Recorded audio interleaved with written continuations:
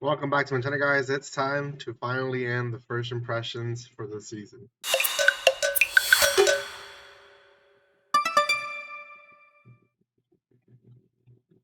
Welcome once again, guys. This is going to be not technically the last one because there's going to be at least two more that will release eventually. But for now, this is the end of the first impression 2 weeks and a half that I've been posting video after video after video. I'm going back to my regular timing tomorrow, starting Friday, which I'm excited. I'm going to be announcing the winners of the mangas. So if you haven't joined, then there's one day left. Thank you guys so much for the support that you've been showing these past 2 weeks. And yeah, I'm gonna be ending with Pokemon. Now there is, like I said, two other series. One is gonna be airing in Netflix like mid May, and another one was supposed to air this week called Road to the Top, I believe is the name of it. I'm trying to find it here, but anyways, the series itself is still, I think, waiting to be released, or it's already released, but I haven't been able to get to it. So I will actually hopefully find it and watch it for you guys. But for now, this is the last one. It's gonna be Pokemon Horizons, the series, and it's pretty good series, to be honest. I watched episode one. I started a little bit of episode two. There's only two episodes of time of recording at least, and yeah, I really did enjoy it. Now, uh, the series itself is very, very much different from other series. I mean, one, there is no Ash and Pikachu, so we'll start with that. But before anything, guys, if you haven't done so, subscribe to my channel, give some love by commenting, liking, and sharing. I forgot to do all this in the beginning, but please do so, especially if you're watching up to this point. Might as well subscribe. And if you want more Pokemon content, I do open Pokemon cards and once in a while react to some of the Pokemon stuff that's releasing. So, okay.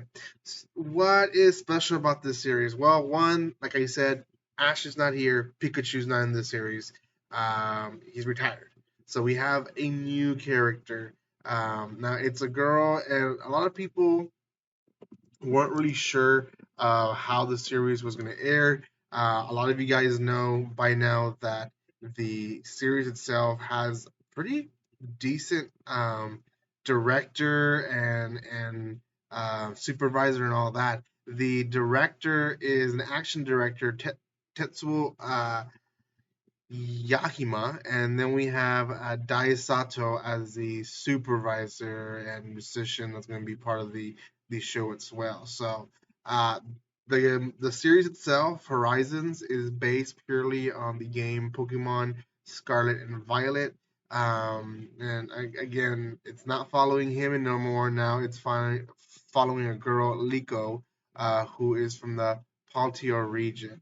Now she is her first Pokemon is Sprigatito, which is the American version of it, and that's her starter Pokemon. It's a grass one of the region from Scarlet and Violet, and she basically is going to Kanto, where we have a bunch of the Kanto region Pokemon to go to school. So that's how the series starts. She's going to Kanto, she's seeing all this stuff, and it very, very much feels like an actual anime series and less of the typical Pokemon series that we were used to.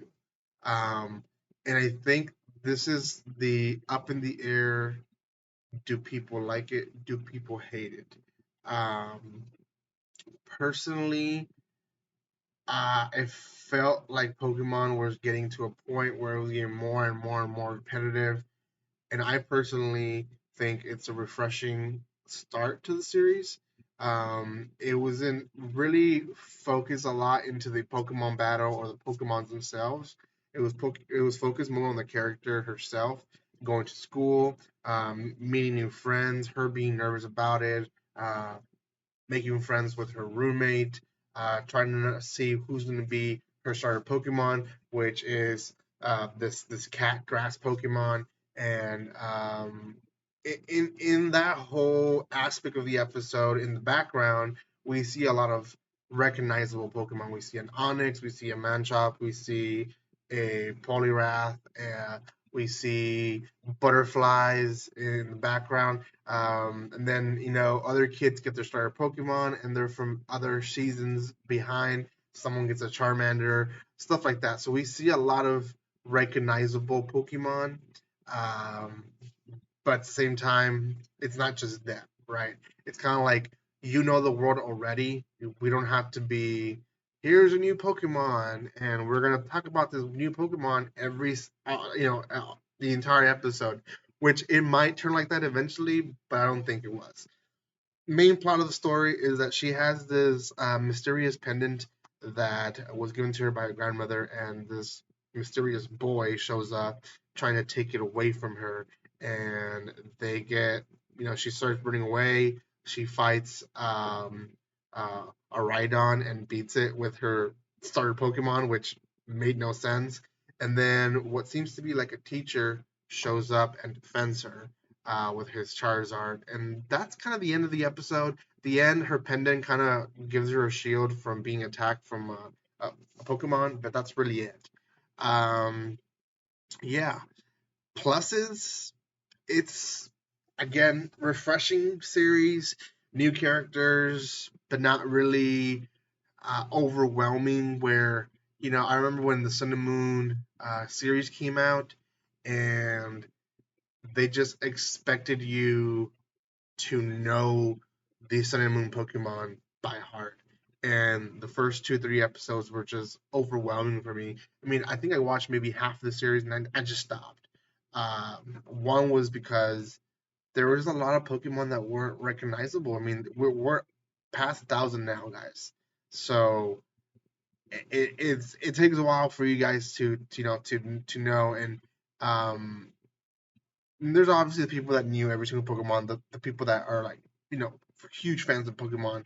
But in the US, Pokemon is not as advertised and as um, portrayed much throughout the year like it is in Japan. So a lot of us, kind of overwhelmed with a lot of new Pokemon, didn't want to get into the series because we just didn't recognize a lot of the characters or the new format of how the whole battling was going on. So yeah, um, so this one definitely did a better job on that. I will say that. Negatives, not really a negative, but this is an obvious thing.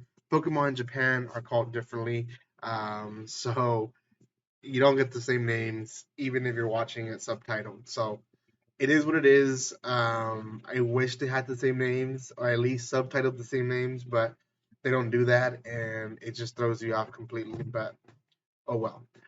For now, I'm gonna give this one definitely a 7.5 out of 10. I think if you're starting a Pokemon series, this is a really good one to start with, because it doesn't expect you to know everything from the past.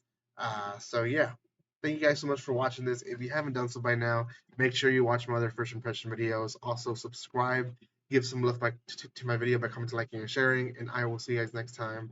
Like always, don't be strangers. See you guys.